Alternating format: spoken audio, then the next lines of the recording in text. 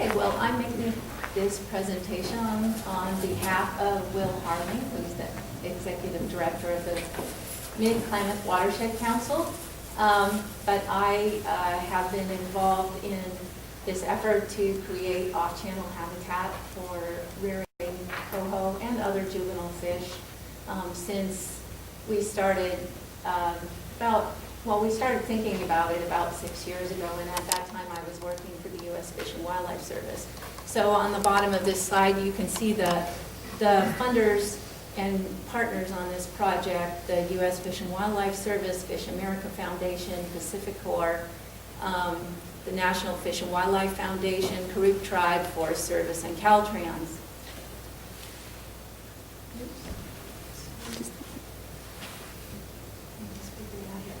Okay, so the Mid Klamath Watershed Council does watershed restoration over a very large area, actually. And there's a map here you can see. It's about an hour and a half to drive to Happy Camp from here. It's almost 3 hours to drive down to the bottom of past Orleans to the bottom of the watershed, the sub-watershed that we work with. In the area here, let's see. This area, the rainfall is a lot less, and there are more issues in the Klamath River and its tributaries with drought, with low flows, high temperatures, and channel disturbance. So here's a slide showing dredging for gold in 1941, and you can see that the way they did it was they would divert the river all the way over to one side so that they can dredge. So what used to be a multi-threaded channel through the whole valley with off-channel ponds and side channels and beaver activity. Afterwards, it looks like this today, and so there's very little access to the floodplain here from the river. It's down cut, and this is very dry mine tailings. So you can imagine that there's not a lot of habitat for juvenile rearing fish and also other aquatic organisms. And also the floodplain has lost its ability to store water. So those side channels and beaver ponds would raise the water table, and water would be stored there in the floodplain. So one area that this project, the place we started this effort was in the Sayad Valley. And this is Highway 96 here. And so in 1944, here's the Klamath River. It went around this way and this way. It split, and Sayad Creek, it's hard to see here, came directly into the Klamath River, and they were dredging here. So you can see these lines here are the channels that they made for the dredger to float in as it worked. After 1955, there was a big flood and flooded this area. So as a result, the Army Corps put a big levee here, a blockage.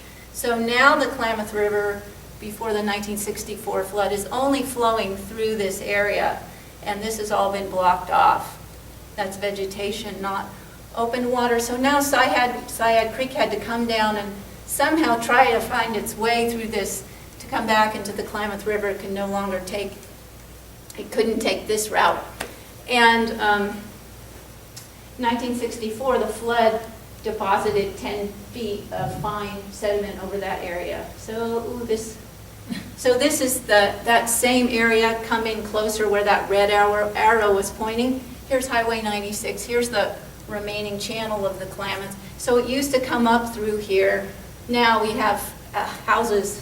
Here's Sayad Creek, the blue line. So this is showing a couple of sites where we decided to try to restore some of that water storage, aquatic habitat, by tapping into the groundwater and creating a pond that would be connected to Sayad Creek, this one here, this one here.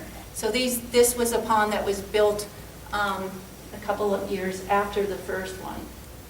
This is what one of these ponds looks like. We dig down. This is just after it's been completed. It hasn't completely filled yet. These are high school students from Happy Camp High School who are helping to plant willows around the pond. And you can see we put a lot of these wood root wad structures in the pond. We make it very sinuous, and when the water table comes up, this will fill. Actually, it was filling at the time the photo was taken. So between 2010 and 2012, MCWIC built 4 ponds on Syed Creek, 1 on West Ryder Creek.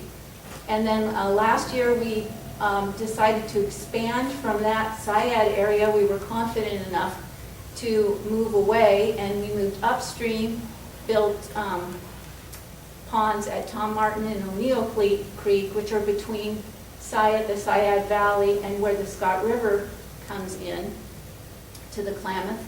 And then we built a couple downstream. One was an enlargement of an existing pond.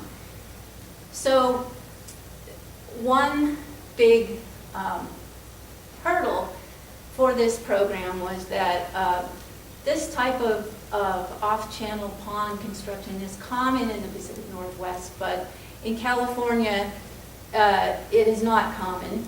And there were some projects that were attempted in Central California that were not successful, and the fish that use those ponds were trapped and died. So the state permitting agency, which I will not mention the name of, was very opposed actually to us doing these ponds. So a big part of what we've been doing is to monitor the water quality and the fish use of these ponds to convince the permitting agency that these are okay.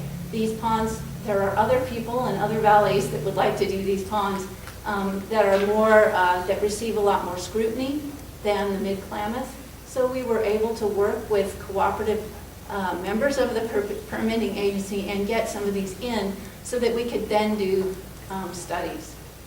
So the Karuk Tribal Fisheries Department has helped a lot, along with the Mid Klamath Watershed Council, and we've had 2 graduate students from Humboldt State University, one Sherry Anderson, who was also employed by NOAA, and now Michelle Prahl is continuing her study.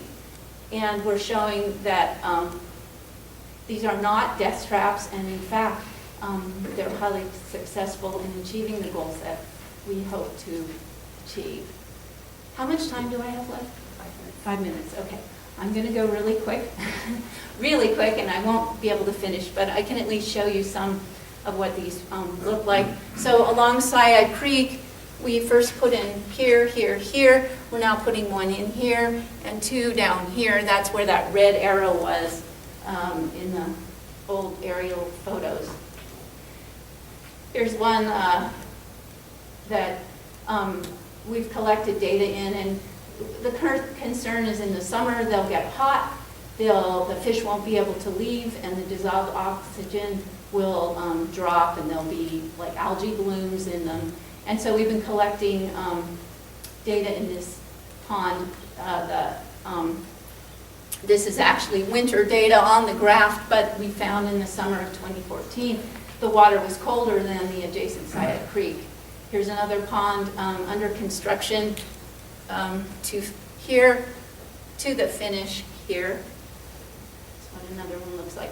Every single one of these ponds is different. This is another pond that's been very successful, and this is the blue plan of the pond. And instead of being what we consider a pond, it's like a beaded channel. It looked like this after it was finished. It's had high numbers of coho. And then here's another one. This pond now, if you go out there, there are 12 feet willows around it. It looks completely different than it does. And so we collected consistently temperature, dissolved oxygen, and fish counts in all of these ponds. Here's some data from that. And also looking at the temperature, these are transects, so it's a little hard to quickly get what these are saying, but this is like a transect of the pond, and it's showing that the bottom of the pond is colder in May than it is in June, and as you would think in July, it heats up. But actually the bottom, the lower parts of the pond are still about 18 degrees, so fish can survive in these through the summer.